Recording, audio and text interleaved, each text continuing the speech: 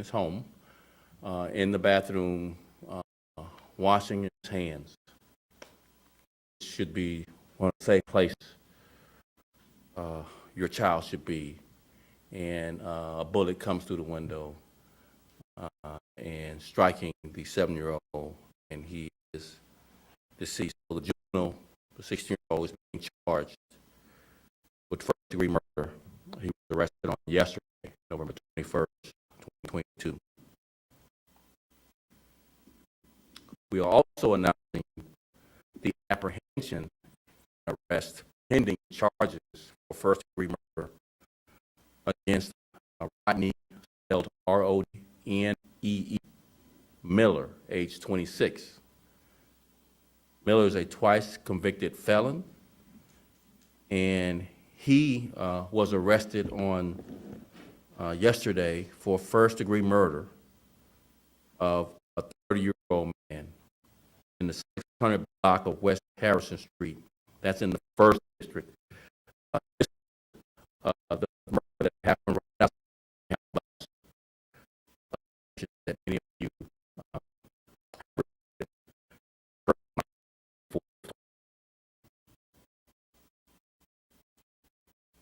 Miller is currently arrested in Alabama, awaiting extradition to Chicago, pending charges for first-degree murder. I hope that these arrests send a very strong message that one can hide from justice. We will find you. I also hope that these arrests and these charges bring some measure, some small measure of closure to the grieving families. I want to thank the officers involved and the very tireless work of our detectives to bring justice to the families and communities. And with that, I'll take a few questions.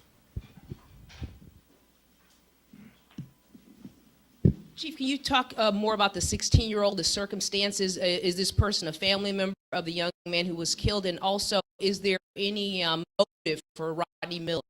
A family member. We'll give a little bit more detail from Chief Detective Brendan Dinahan. This was what we believe some kind of conflict that happened outside the house. Brendan, a little bit more detail. Thanks, Superintendent. So yeah, for the murder of the 7-year-old, it was a group-on-group violence. So there was a group that was in the alley behind the residence where the 7-year-old, as the Super mentioned, was just washing his hands, and a separate group approached from the alley. They were targeting this group that was in a car in the alley. They shoot at that group. Obviously, the bullet misses that group. Nobody struck in that group, and the bullet goes through the window, striking the 7-year-old. So the group that came through the gangway, the 16-year-old, has been charged at this time. So we have a little more work to do on this case. There's 3 people that came through the gangway, 2 adult offenders and 1 juvenile, and we have other 2 adult offenders in custody, and we're currently working very closely with the state's attorney's office, and it's an ongoing investigation. We do not believe the juvenile fired the handgun, but the juvenile was in possession of the handgun and passed it to one of the other adult offenders who fired it. And as I mentioned, we're in custody. We're working really closely with the state's attorney's office on those offenders as well. The juvenile was 15 years old at the time of the incident, so for the juvenile state law, he'll be going to juvenile court. Hi, Superintendent with Box 32. As we have been Thanksgiving from school, can you speak to keeping kids safe so we can prevent other acts of violence like this? And my second question, if you have any update on the woman who was struck by a vehicle on Pulaski last night. I'll start with keeping our young people safe. I think the message we really want to send is a strong one in this regard.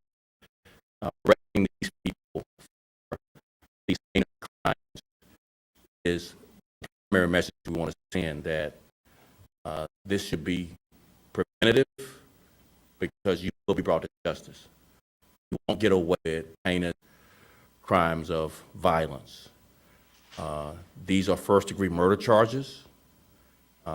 We really want to send this message to violent offenders that Chicago Police Department is dedicated and committed to bringing you to justice.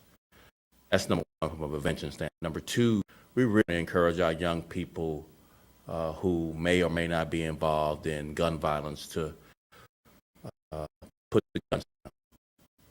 Having a gun does not make you safer. Actually, possession of a gun is one of the primary indicators that either you will be a victim of gun violence or that you will be using that gun in ways that will cause trauma and harm. And so this young people from being involved in any kind of gun play, that having a gun, possessing a gun does not make you safer. The perception that it does to defend yourself, but it really does not make you safer. And lastly, one thing to parents especially, to, obviously there's many activities across the city, particularly during the holidays, that your young people can be involved in. That's very safe to make a process that are, safe spaces for young people to spend their time doing this break in school. Questions? The 42-year-old, do you have any update on that 42-year-old who was hit in that hit and run on Pulaski? It's an ongoing investigation. We currently don't have an update. We will share all. It was negatively tested. You reached out to the family of that 7-year-old boy to let them know. Anything you can tell us? We always make that comment we have in this case. I don't want to share any of that. I think that's a little bit of privacy issue, but we share offender is in custody. And because did you say that you have 2 other people in custody? 2 adults in custody, ongoing work with the state's attorney on bringing charges, but we do have 2 other people in custody. There are adults. Is it possible that they will also be charged with first-degree murder? We have work to do, but that's what we're hoping. And can you provide any sort of detail about this, the Greyhound situation, how this person was able to get to Alabama? Was that a targeted shooting? Anything you can tell us about that To investigation? Brendan to share a little bit about that. Not a lot, but a little bit.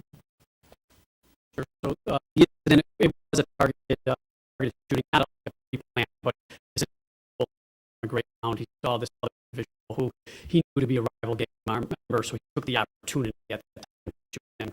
And that, detectives, once again, I want to thank the detectives. They did remarkable work on both cases, but we were able to get plates, which led to us identifying the offender. How he got to Alabama, I don't have that information, but we worked with our FBI counterparts, and we're extremely for them. They're the ones who apprehended, executed the arrest warrant in custody in Alabama today. And then any update on the Halloween shooting? You don't up the mic, are you? Sorry. Go ahead, yes. Any update on Last question. the Halloween shooting? Okay, I don't know if we have an update for that. We'll be offline. Okay. Thanks. Anybody else? Thank you all very much. Really appreciate it.